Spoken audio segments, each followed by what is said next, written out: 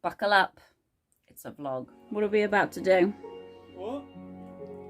Put the Christmas decorations up. And is it December yet? No. Doesn't matter though, does it? Look at the cobwebs. Can I zoom? Ooh, I can. Oh, that's actually scary.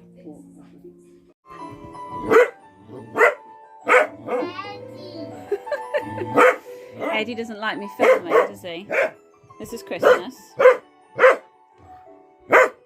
You hate it, don't you? You really hate it. Small break to reassure the dog that's scared of the Christmas tree. Poor little Jack. He's sitting with a Christmas elf.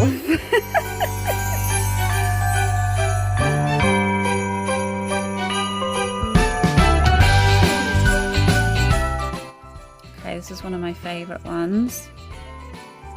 Would you like anything to read? You see? So it was a lovely Christmas present, and it's huge, by the way, just to sort of show you how big it is, from my dear friend Hilary.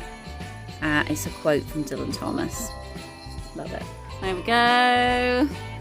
The Christmas tree is done, and some of the snowflakes are up, but we can't find them all. Got a slight issue with the lights, because last year's me just forgot that I would need more lights. It's the same every year, they break, and then I vow to get more, and then I don't. Do you like it, Idrissy? Yeah? So there we go. I'm sat in bed. I have finished Rachel Harrison. It was awesome. So that was such sharp teeth. Picture, I'll put up a little picture there or something. I really, really enjoyed it.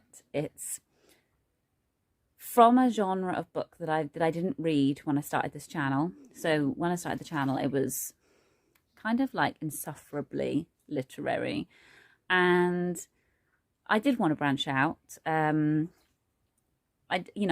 have tried other books, but I've now gotten into a rhythm of reading books that don't necessarily fit that literary category, but are still really good books, and enjoying them for what they are. And Rachel Harrison's one, like, descriptions prose wise, it is bang on the money. It's flawless. There was, it was excellent. The descriptions about the werewolf changing was amazing. The characterization in a lot of horror and fantasy that I've read, it tends to just slightly lack, just because you're trying to focus on describing a thing that we've not encountered in real life. Like, she can't just say such and such was a werewolf and then you go, oh yeah, I totally know what that means. Been there.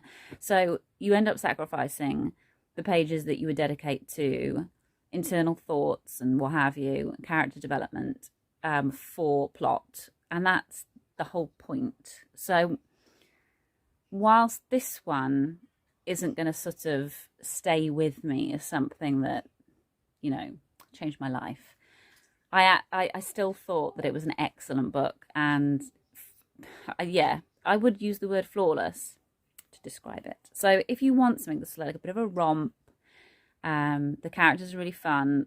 The twin characters, Rory and Scarlett, are excellent. They were the sort of most well-rounded characters in the book, I felt. A lot of time is dedicated to showing how they were alike, but also how they were completely different. So yeah, I did really enjoy. But now I'm stuck. I've been reading entertaining books for, months and months, but especially the last few weeks where I've not felt particularly myself, or actually maybe the most myself, because I seem to only be myself when I'm having a little bit of a mental health crisis. But I haven't been feeling great. So what I've been doing is filling the busyness in my brain with entertainment. I could fill it with episodes of Friends, which I watch over and over and over and over, or I could fill it with catastrophes that will never probably come to light. Instead, I choose to fill it with horror, fantasy, that sort of thing. But I also kind of need to read something serious. I don't know, might be the wrong time, but I've picked up it's going to be backwards, sorry. Judith Butler's Gender Trouble, which has been out for forever. I feel like this came out in the 90s. 1990 is the copyright. So, I haven't actually started it. Like, I really want to read it, but I know I'm not going to fly through it, so that puts me off as well. But anyway, I will try and get some reading done because the football's on. Even though I do not support this year's World Cup, we have got some of the football on in the house. It's not my place to say what anyone else here watches. I can read really well when there's a football match on or a rugby match.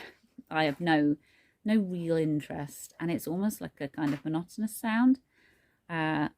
So when Idris is out of the bath, we have a routine where he comes into the living room. He stays up until about 9:30. I know it's late, but this is what happens when you have a very busy child. He goes on YouTube. He's got headphones on, and then usually me and Stephen would watch something, but he's going to watch the football, and then I can read.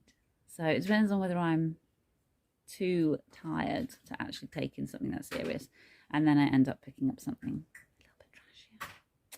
Anyway, I'm also going to show you Eddie because he was barking in the previous video, but Eddie at night is a different dog to Eddie in the day. Eddie in the day is a harasser, and he just wants food, and he just wants to bark at everybody who goes past our house and guard us. He's actually quite scary. No, he's not scary to us, but I think other people who go past are a little bit scared, aren't they? No? Okay, Idris says no. But this is the Edward that we know, so I'm going to... I don't know if I can flip the camera. I can, and there he is. Edward. Are you the bestest boy? Yes. Yes. He literally would never, ever have this much attention in the day. If you go and give him kisses in the day, he gets a bit annoyed and tries to lick you away. But in the night, he just settles down, and you can do anything. You can like grab his little paws, and I know his claws are long, and play with his little... I mean, how many dogs can you do that to? Because I don't know any dogs where I've been able to do that and they've not dragged their feet away. So, you're the bestest, aren't you, Eduardo? Yes! I don't know what I have done to this camera, but I think I've put some kind of filter. Okay, anyway. I've just had a bath, and I took Judith Butler's Gender Trouble with me, and it is amazing. Even just the quotes that she selected to put at the start. Where is it now? It's got quite a large preface. I should have got this ready. Okay, so Simone de Beauvoir, one is not born a woman, but rather one becomes one. Julia Kristeva is, strictly speaking, women cannot be said to exist. Luce Irigaray, woman does not have a sex. And then there's a couple of long ones that, anyway, I could go on. It's really, really good. It's so hard. My brain, it isn't what it was. I mean, it is still there. I can understand it, just. But I need to sort of, when I did my studies, I would read out loud. You know, that was the way that I can understand writing like that, and to focus on it is to read out loud. And I would then reread a paragraph. I don't give up on a sentence if it hasn't quite made sense. I sort of revisit it until it's in. Yeah, and it is fascinating, and it's like, it's airtight already. But I just don't know if my little brain can handle it. I'm going to go and look for a horror book now. I might have to limit when I'm reading. I might have to work on Judith Butler over a longer period of time, is what I'm thinking, maybe. So that's my little reading update. I'll let you know if I choose something. So this vlog was going to end with maybe a little sit-down review of something that I'd finished over the last few days. Because I think I started it Monday, I think. So that's a week. But I haven't read anything, so I don't have anything to sit down and review. I am going to film a video tomorrow, and I kind of want to do it without this vlog attached. So I need to film the conclusion. And the conclusion is that, like a lot of people, I don't actually get to read on a weekend. Weekend is probably the least likely time for me to read, in all honesty. So I didn't do anything really. And the gender book, the Judith Butler, is really good, but I'm not in the right brain space. Yeah, I need something entertaining. So I picked back up Leech by Hiron, Ennes. And I actually, when I read the first page, the style was really different to what I was expecting. And I feel like you guys would like it. So I'm just going to read you the opener, because this is the one that's set. Is it set in the past, or is it just kind of got that vibe? To me, it kind of looks like something that would be in the same genre as like Frankenstein or Dracula, but it's written in a modern way. The writer here on Ennes is... areas of interest include infectious disease, pathology, and anti-capitalist healthcare reform. When they're not hunched over a microscope or Word document, they can be found playing in the snow or playing the harp, though not usually at the same time. They're queer in every sense of the word, and they really want to pet your dog. So they sound super cool. And the first line, it kind of fits with that, not like oldie styly. Oh, I can hear the child shouting. Hang on. Absolutely got to laugh. I literally left the front room for like the minute of that video, because I just suddenly thought I need to put that vlog up and I need to just film a little conclusion. And in that space of time, Idris had jumped and knocked a can of Coke all over the table that's by our chair, that's got all of my books stacked in like 3 piles. Like, this is why it's never that simple when you have a 6-year-old. Okay, so this is the kind of style of writing that Leech is.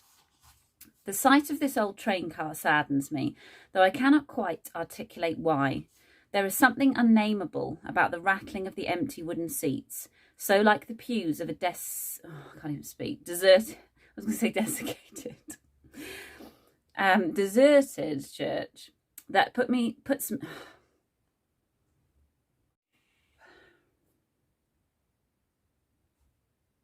Maybe I'll try a different paragraph. Okay. Jagged mountains rise and fall outside the window, dotted with white trees and the occasional lodge, long since abandoned to the wild. It has been 1 hour and 42 minutes since the last snow-shrouded sign of civilization crawled across the landscape, and it will be 54 minutes before the next appears.